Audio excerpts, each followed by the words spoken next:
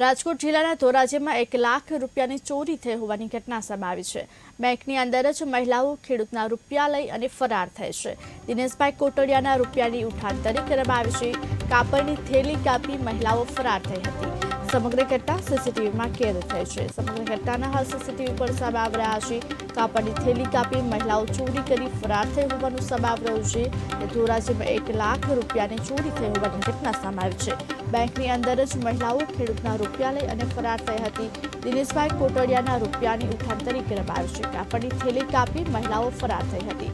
સમગ્ર ઘટના સીસીટીવીમાં કેદ થઈ હતી।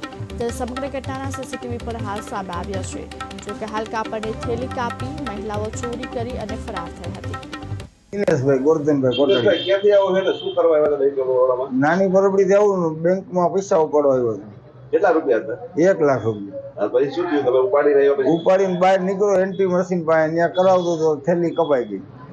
કેવી રીતે કપાણી?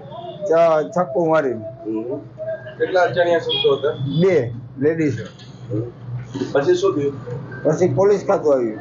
પછી તમે પછી તે તપાસ કરી સાહેબ કે 2 વિડીયો ફૂટેજ જોયા અને કે 2 કલાકમાં શોધી કાઢશે। કેટલા રૂપિયા હતા તમારી પાસે? દિનેશભાઈ ગોરધનભાઈ કોટડિયા।